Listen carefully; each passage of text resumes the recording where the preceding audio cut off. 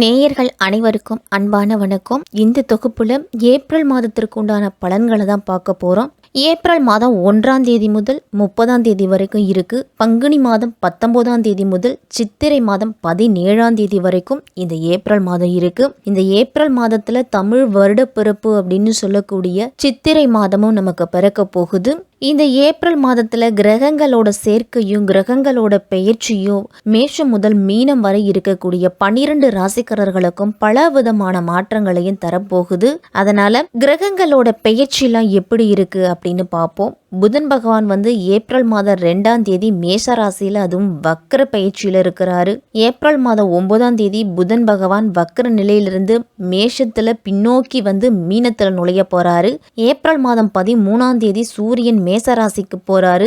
April மாதம் 23ஆம் தேதி மீன ராசியில செவ்வாயோட பயிற்சியும் இருக்குது. ஏப்ரல் மாதம் 24ஆம் தேதி மேசத்துல சுக்கிரனோட பயிற்சியும் இருக்குது. ஏப்ரல் மாதம் 25ஆம் தேதி மீன ராசியில புதன் பகவான் வக்ர நிவர்த்தி அடைஞ்சு நேரா பயணத்தை மேற்கொள்ளுறாரு. ராகு மீனத்திலையும், கேது கன்னியிலையும், சனி கும்பத்திலையும், குரு மேஷத்திலையும் இருக்குது. இந்த ஏப்ரல் மாதத்துல கிரகங்களோட பயிற்சியும் கிரகங்களோட மாற்றமும் இப்படிதான் இருக்குது. கும்ப ராசியில சனி செவ்வாயோட கூட்டணியும் இருக்குது. உச்சம் பெற்ற கிரகங்களால மேஷம் முதல் மீனம் வரை இருக்கக்கூடிய 12 ராசிக்காரர்களுக்கும் எப்படிப்பட்ட பலன்கள்லாம் கிடைக்கும் அப்படின்னு நம்ம விரிவாவே பார்க்க போறோம். நிதானத்தோடு செயல்பட்டு வெற்றியை நிலைநாட்டுபவர்கள் தான் இந்த கன்னி ராசிக்காரர்கள். இந்த ஏப்ரல் மாதத்துல சூரியன் 7ஆம் வீட்டிலையும் சுக்கிரன் ராகுவோடு இணைஞ்சும் உங்க ராசியை பார்க்கறாரு. அதனால மாதத்தின் பிற்பகுதியில் 8ஆம் வீட்டிற்கு சூரியன் போறதால விபரீத ராஜயோகம் கன்னிராசிக்காரர்களுக்கெல்லாம் தேடி வரும் அப்படின்னு தான் சொல்லணும். கணவன் மனைவி உறவுல சின்ன சின்ன சண்டைகள்லாம் வரலாம். ஊடலை கூடலாம் நீங்க மாற்றலாம். முன்னோர்கள் சொத்துக்கள் கிடைப்பதில் இருந்துட்டு வந்த பிரச்சனைகள் எல்லாமே தீர்றதுக்கு நீங்க பொறுமையையும் நிதானத்தையும் கடைபிடிக்கிறது நல்லது. பிள்ளைகளுக்கு வெளிநாட்டு வேலை வாய்ப்பு அப்படிங்கிறது கிடைக்கும்.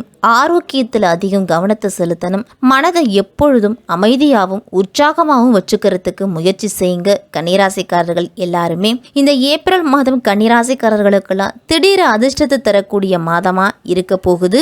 கன்னிராசியில பிறந்தவர்களுக்கு இந்த மாதம் ஒரு ஏற்றத்தாழ்வுகள் நிறைந்த மாதமா இருக்கும். உங்க தொழில்ல சாதகமான மற்றும் மோசமான முன்னேற்றங்கள்லாம் இருக்கலாம். உங்களுடைய வேலையில சிறு சிறு தவறுகள் இருந்தாலும் நீங்க மிகவும் எச்சரிக்கையா இருக்கிறது நல்லது. உங்களுடைய வேலையில சிறிய தவறு இருந்தாலும் நீங்கள் மிகவும் விழிப்போடு இருக்கிறது நல்லது. 10ஆம் வீட்டுக்கு அதிபதியான புதன் 8ஆம் வீட்டில் அதுவும் வக்ர நிலையில இருக்கிறதால வேலையில அதிருப்தி அப்படிங்கிறது வரலாம். ராகு, சூரியன் மற்றும் சுக்கிரன் ஏற்கனவே இருக்கும் வக்ர நிலையில ஏப்ரல் 9ஆம் தேதி புதன் உங்க ராசிக்கு 7ஆம் வீட்டுக்கு போறாங்க. அதனால ஓரளவு உங்களுக்கு நல்ல முன்னேற்றம் அப்படிங்கிறது இருக்கும்.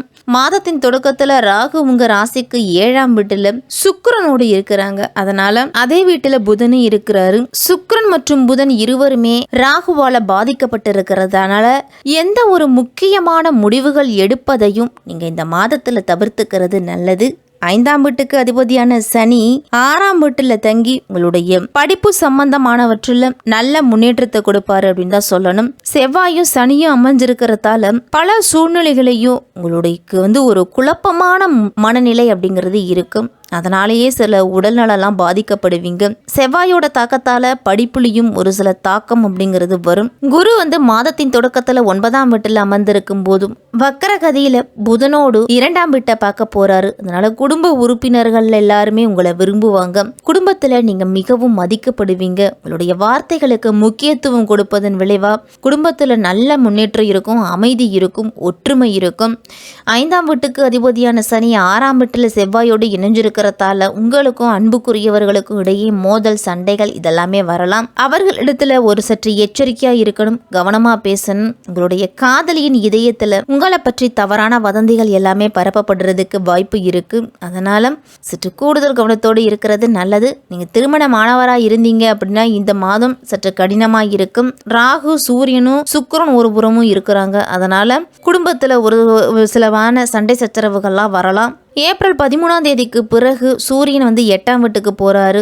2ஆம் வீட்டின் அதிபதியான சுக்கிரன் 7ஆம் வீட்டில் உள்ள ராசியை பார்க்கறதால வியாபாரத்தில் நல்ல லாபம் அப்படிங்கிறது வரும். வாழ்க்கை துணையால் நல்ல லாபம் உண்டு உங்களுக்கு.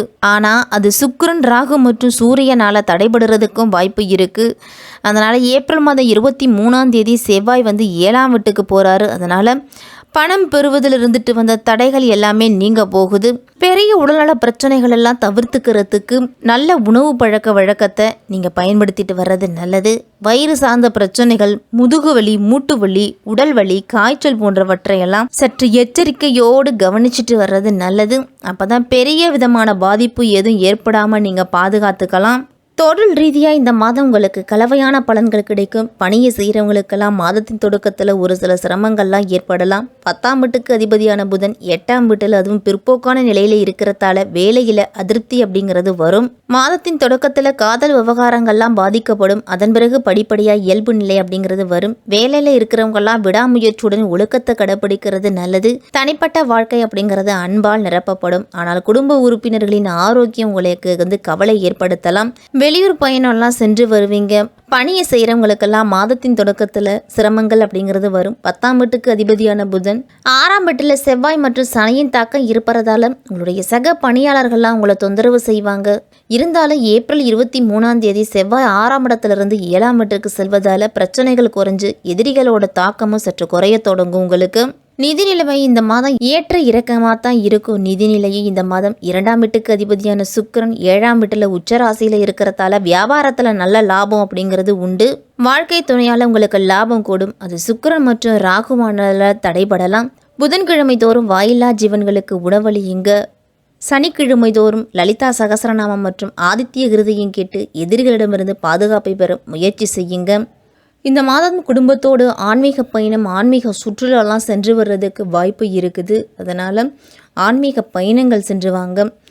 மாணவர்கள்லாம் இந்த மாதம் ஒரு சில தற்காலிகமான பிரச்சனைகளை சந்திப்பீங்க. அதனால் ஒரு சில பின்னடைவுகள்லாம் வரலாம். உங்களுடைய இலக்கை அடையிறதுக்கு கல்வியில் முழு கவனத்தை செலுத்தணும். மனதை ஒருமுகப்படுத்தி படிக்க வேண்டியது அவசியம். கெட்ட நண்பர்களோட சகவாசத்தெல்லாம் விட்டு வெளியில் வர்றது நல்லது. தியானம், மூச்சு பயிற்சி இதையெல்லாம் மாணவர்கள் முறையாக செய்துட்டு வந்தீங்க அப்படின்னா படிப்பில் நல்ல முன்னேற்றம் இருக்கும். இந்த ஏப்ரல் மாதம் கன்னிராசிக்காரர்களுக்கெல்லாம் தன்னம்பிக்கை கொண்டு செயல்பட வேண்டிய மாதமாக இருக்கும்.